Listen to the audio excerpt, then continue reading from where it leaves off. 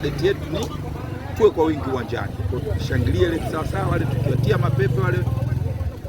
mapepe wale Angola tutapata matokeo sahihi. Hata wachezaji wetu vile vile binafsi wanataka watuone sisi uwanjani. Mimi na imani kabisa kwa kupitia technical bench ikiongozwa na meneja wetu Antep Boys na wasiwasi na wote, na imani tutakwenda kupata matokeo basi na shaka inayo.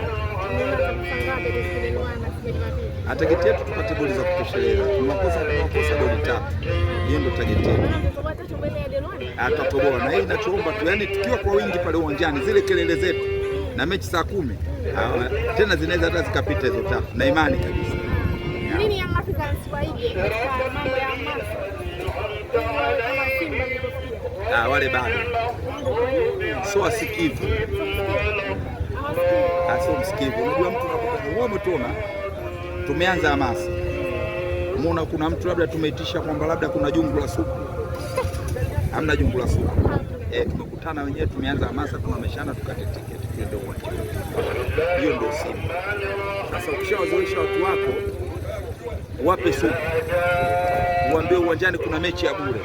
Kwa hiyo inakuwa ngumu sana kuwaleta tena kwenye system ya kwamba akalipe kiingilio. Wao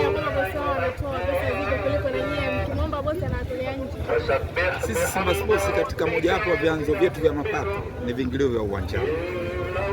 Yaani hatuna ile kona wala kupinda. Viingilio vya uwanjani ni mojawapo wa vyanzo vyetu vya mapato sisi Simba Sports. Kama hao wenzetu wana vyanzo vingine vya mapato hiyo juu yao. Lakini Simba Sports moja ya vyanzo vyetu vya mapato ni kukata tiketi na kuingia uwanjani kwenda kuisupport timu yetu. Unahisi watano mwana nini uwanjani kupelekea kukimbia uwanjani? Quality ya wachezaji waliokuwa nao imeshuka.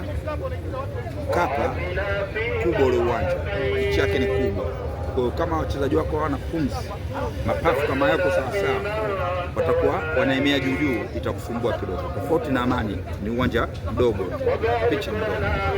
Kwa ndio maana tukiangalia sisi tukataka kwenda mechi zetu hizi nyingine za ligi, uwanja wetu wa nyumbani ni Meja sana.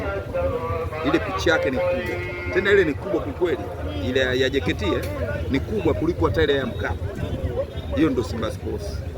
Na ukiangalia KMC ni padogo. Kwa timu ikipa kiroli hivi inakusumbua ni haraka sana. Dakika 45 kupita moyo 45 dakika pili sio nyingi, ni dakika chache. Kwa hiyo mimi nafikiri ile technical bench walishaligundua hilo. Sasa wao binafsi kuligundua kwao na technical bench yao wako na hapa tutazalilika. Na wale jamaa wote waliopatana nao wale Waarabu watatu wote wale wanapumzi na wanakimbiza mpira wao wote. Mimi nimebahatika kuona wale nani Farabati wale wana mpira wa kasi sana.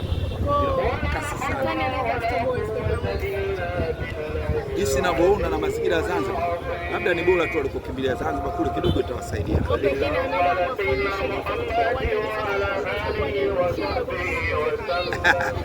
Tutaona hapo. Tutaona hapo. Mwenye kiranga pewe pole. Okay, group D Simba, Adokelwana, Esperance de Tunis pamoja na Stade Mawili. Mmekuwa mkisema kwamba nyie kundi lenu ni jepesi na mnaona asilimia kubwa kuweza kuvuka hatua ya robo finali. Mmeona nini katika kundi hili na timu gani mmeona jepesi kwa kupelekea kwamba kuvuka mnaweza? Hakuna kundi jepesi. Hakuna kundi jepesi. Makundi yote yako sawa. Sio watu wa football. Hakuna kundi jepesi na ndio maana zote ziko club big. Tutawaheshimu kama watakavyotuheshimu wao, lakini hakuna kundi jepesi. Kuna kundi zito, kundi gumu. Juhudi zetu na dua zetu na sala zetu na technical bench na wachezaji wetu, jinsi tutakavyojituma tutatoboa. Tumaliza na hili, kusema timu hizi ameondoka na tuzo hapa siku ya juu. Na lipi la kumwambia Ken Gomis mchezaji huyu wa Yanga? Aendelee kujitahidi, mbele ya safari atafanikiwa. Japo ndio hivyo, akitaka kuondoka anaambiwa aondoke. Ndio maisha. Mshauri aondoke bwana. Yeye mwenyewe, kila mtu sina maisha yake bwana. Huwezi kumshauri mtu unaenda baki. Wao wenyewe wamesema baki.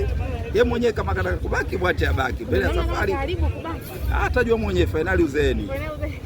Kwa vitu hizo kana matokeo yake. Bado.